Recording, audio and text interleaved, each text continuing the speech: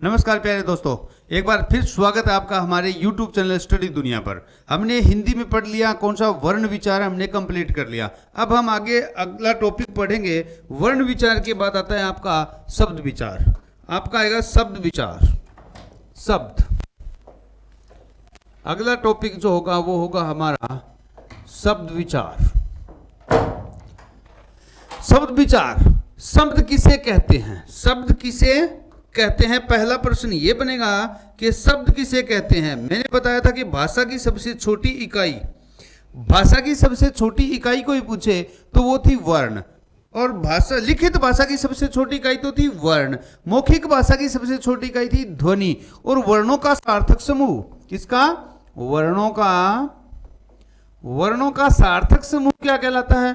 वर्णों का सार्थक समूह, वर्णों का सार्थक समूह क्या कहलाता है? वर्णों का सार्थक समूह कहलाता है प्यारे बच्चों शब्द। क्या कहलाता है? शब्द। वर्णों के सार्थक समूह को क्या कहा जाता है? शब्द कहा जाता है। अब ये जो शब्द है ना, ये शब्द, ये अर्थ के आधार पर भाषा की सबसे छोटी इकाई होता है।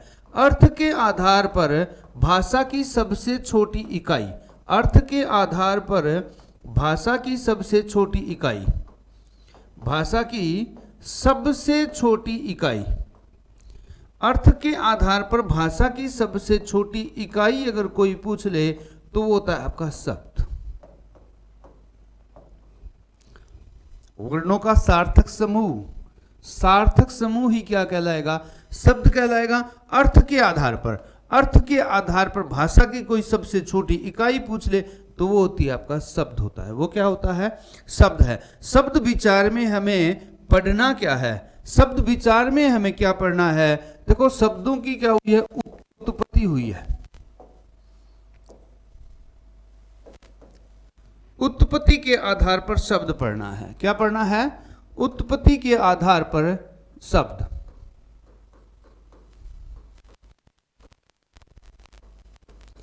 उत्पत्ति के आधार पर क्या पढ़ेंगे? शब्द पढ़ेंगे। एक बात ध्यान रखना कि जो हिंदी जो भाषा है कोई स्पेशल एक भाषा नहीं है। इसमें अलग अलग भाषाओं से लिए हुए शब्द है, इसमें विदेशी शब्द भी है, इसमें हमारे द्वारा एक स्थानीय लोगों द्वारा रचे हुए शब्द भी हिंदी में है। तो ये जो उत्पत्ति के आधार पर शब्द होते कौन कौन से हैं? देखो, ये पहला होता है तत्सम शब्द। उत्पत्ति के आधार पर शब्द के कोई भेद पूछ ले तो कितने हो जाएंगे? 5 भेद हो जाएंगे। तत्सम हो जाएगा, अगला हो जाएगा तद्भव शब्द, फिर होगा आपका देशज शब्द, विदेशज शब्द,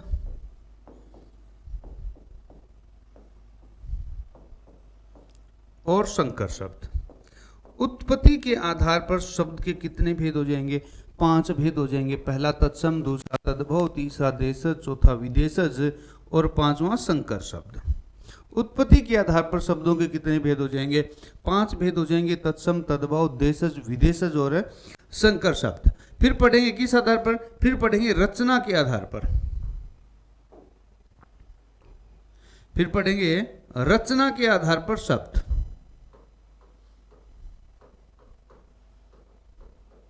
रचना के आधार पर शब्द।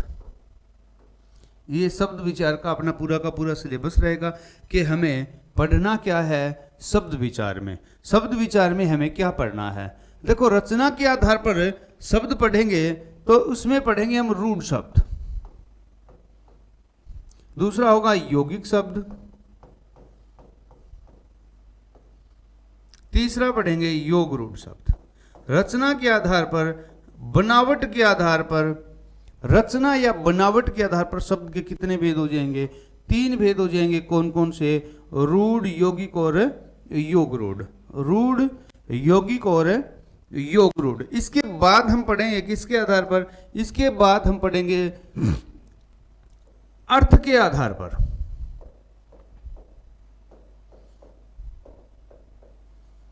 अर्थ के आधार पर शब्द। अर्थ के आधार पर हम शब्दों में कौन कौन से पढ़ेंगे? पहला पढ़ेंगे एकार्थी शब्द। पहला कौन सा होगा? एकार्थी।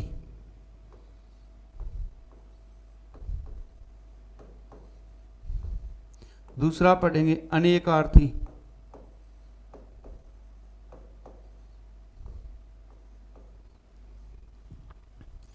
इसमें पढ़ेंगे हम विलोम शब्द। विलोम शब्द, पर्यायवाची शब्द,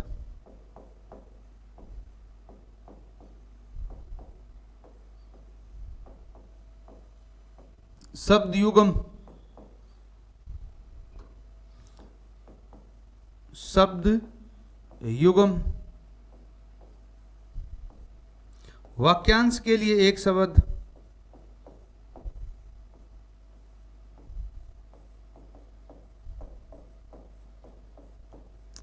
एक शब्द या अनेक शब्दों के लिए एक शब्द।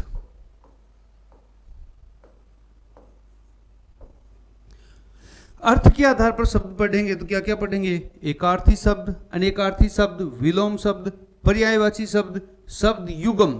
ये वो होते हैं कि समश्रुत भिन्नार्थक शब्द। समश्रुत, श्रुत सम भिन्नार्थक, समश्रुत नहीं, श्रुत सम भिन्नार्थक शब्द। श्रुत सम भिन्नार्थक शब्द भी बोला जाता है इनको। यानी कि सुनने में तो क्या होंगे? समान होंगे, बराबर होंगे, एक जैसे लगेंगे, लेकिन अर्थ क्या होगा? भिन्न होगा। तो श्रुत सम भिन्नार्थक शब्द या शब्द युगम भी बोला जाता है। तो अर्थ के आधार पर जो शब्द पढ़ेंगे वो कौन कौन से होंगे? एकार्थी होगा, अनेकार्थी होगा, विलोम शब्द होगा, पर्यायवाची पढ़ेंगे, शब्द युगम पढ़ेंगे और वाक्यांश के लिए एक शब्द पढ़ेंगे। अब आएगा कौन सा अपना?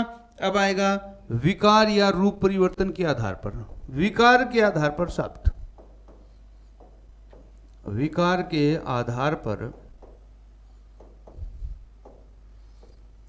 शब्द। विकार के आधार पर शब्द के कितने भेद होते हैं? विकार के आधार पर शब्द के दो भेद होते हैं। एक तो होता है विकारी शब्द, एक होता है विकारी शब्द और दूसरा होता है अविकारी शब्द। विकारी शब्द हम पढ़ेंगे तो विकारी शब्द में हम क्या क्या पढ़ेंगे? विकारी शब्दों में हम पढ़ेंगे, विकारी शब्दों में कितने भेद हो जाएंगे? 4 भेद हो जाएंगे। विकारी शब्द पढ़ेंगे तो इनमें क्या क्या पढ़ेंगे? हम संज्ञा पढ़ेंगे, सर्वनाम पढ़ेंगे, विशेषण पढ़ेंगे और क्रिया पढ़ेंगे। संज्ञा, सर्वनाम, विशेषण और क्रिया। अब देखो अविकारी शब्दों को और क्या कहा जाता है? अविकारी शब्दों को क्या कहा जाता है? अव्यय भी कहा जाता है। अविकारी शब्दों को क्या कहा जाता है? अव्यय भी कहा जाता है। देखो अविकारी शब्द पढ़ेंगे तो अविकारी शब्द भी कितने होते हैं? 4 होते हैं। कौन कौन से होते हैं? देखो अविकारी शब्दों को और क्या कहा जाता है? अव्यय कहा जाता है। इसमें हम पढ़ेंगे क्रिया विशेषण, क्रिया विशेषण। अब क्रिया विशेषण के कितने भेद पढ़ेंगे? क्रिया विशेषण के भी आगे चल करके 4 भेद पढ़ेंगे। एक तो हो जाएगा कालवाचक क्रिया विशेषण, कालवाचक क्रिया विशेषण। दूसरा हो जाएगा स्थानवाचक क्रिया विशेषण, स्थानवाचक क्रिया विशेषण। परिमाणवाचक क्रिया विशेषण, परिमाणवाचक हो जाएगा। और चौथा हो जाएगा रीतिवाचक क्रिया विशेषण, रीतिवाचक क्रिया विशेषण। क्रिया विशेषण के भी कितने भेद पढ़ेंगे? 4 भेद पढ़ेंगे। इसके बाद पढ़ेंगे संबंध बोधक, अविकारी शब्द, संबंध बोधक, अविकारी शब्द,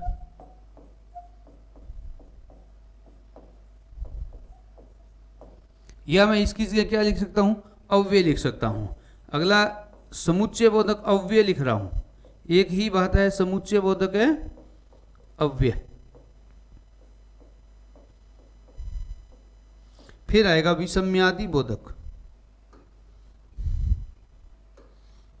फिर क्या पढ़ेंगे? फिर पढ़ेंगे विषम्यादि बोधक, विषम्यादि बोधक अव्यय। चार भेद होते हैं अविकारी शब्दों के, कौन कौन से? अविकारी शब्दों के चार भेद होते हैं, कौन कौन से होते हैं? क्रिया विशेषण, संबंध बोधक, समुच्चय बोधक और विषम्यादि बोधक। अविकारी शब्दों के कितने भेद होते हैं? चार भेद होते हैं, कौन कौन से होते हैं? एक तो क्रिया विशेषण, फिर आगे चलकर क्रिया विशेषण के कितने भेद हो जाते हैं? क्रिया विशेषण के भी कितने हो जाएंगे? क्रिया विशेषण के चार भेद हो जाएंगे, कौन कौन से? ये क्रिया विशेषण के भेद हो जाएंगे कालवाचक, स्थानवाचक, परिमाणवाचक और रीतिवाचक। कोई पूछ ले कि अविकारी शब्द कितने होते हैं, तो अविकारी शब्द चार होते हैं, क्रिया विशेषण, संबंध बोधक, समुच्चय बोधक और विषम्यादि बोधक। विकारी शब्द कितने होते हैं? विकारी शब्दों की संख्या पूछ ले तो कितनी होगी? संज्ञा, सर्वनाम, विशेषण और क्रिया, ये भी कितने होते हैं? चार होते हैं। तो हमारा जो शब्द विचार का सिलेबस या ये लगा लो जो कौन कौन से टॉपिक हमने किस में पढ़ने हैं, शब्द विचार में पढ़ने हैं, वो हमारा ये रहेगा। तो सबसे पहले हम पढ़ेंगे किस आधार पर? उत्पत्ति के आधार पर शब्दों के भेद। किसके आधार पर? उत्पत्ति के आधार पर शब्द। उत्पत्ति के आधार पर मैंने शब्द बताए थे, तो कितने होंगे? उत्पत्ति के आधार पर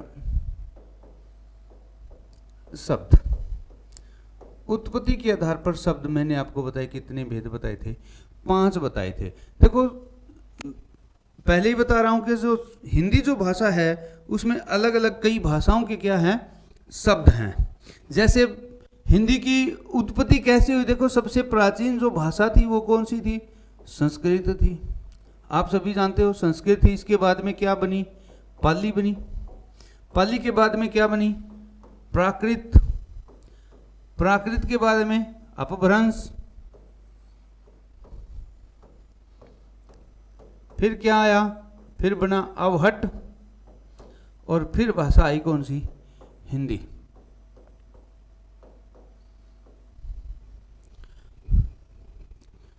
यहां से शब्द चले, फिर यहां आए, फिर यहां आए, फिर यहां आए, फिर यहां आए।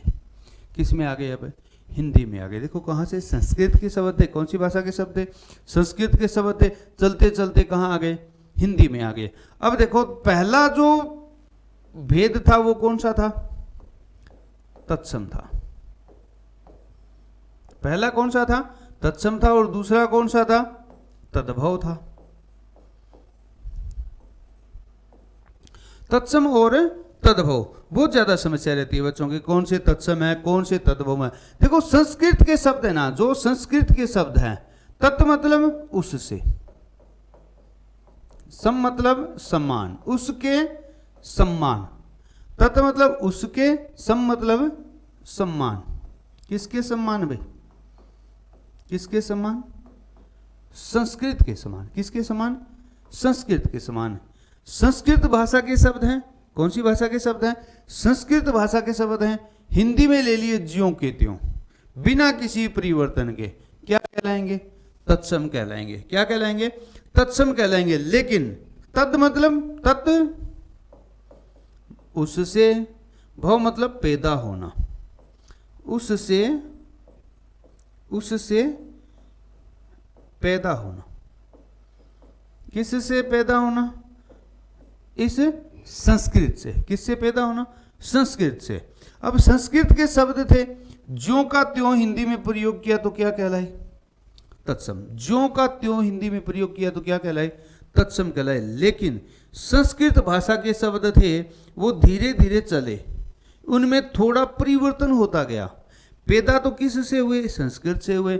यहां आया कुछ हुआ, यहां थोड़ा परिवर्तन हुआ। परिवर्तन होते होते कहां प्रयोग करने लगे? हिंदी में प्रयोग करने लगे। वो आपके क्या कहलाएंगे? तद्भव कहलाएंगे। वो शब्द कौन से शब्द कहलाएंगे? तद्भव कहलाएंगे। जैसे अक्सी शब्द था, अक्सी, ये हम हिंदी में यूं का यूं प्रयोग कर रहे हैं तो ये तत्सम है। ये कैसा शब्द है? ये तत्सम है। लेकिन अगर हम इसका परिवर्तन देखो, यहाँ आया, बदलाव आया और अंत में क्या बन गया? ये अक्सी क्या कहलाने लगा? अब आंख। ये तद्भव है। ये क्या है? तद्भव है। तो तत्सम संस्कृत भाषा के वे शब्द जिनका प्रयोग हिंदी में करते हैं ज्यों का त्यों, तो वो तो हो गए आपके तत्सम होंगे। लेकिन तद्भव कौन से होंगे? संस्कृत से पैदा हुए शब्द। संस्कृत से पैदा हुए शब्द जो थोड़े परिवर्तन के बाद किस में प्रयोग कर रहे हैं? हिंदी में प्रयोग कर रहे हैं, वो आपके कौन से हो जाएंगे? वो हो जाएंगे तद्भव शब्द। तो आज के लिए इतना ही, और मिलते हैं बहुत जल्द अगली कक्षा में। तब तक के लिए जय हिंद, जय भारत।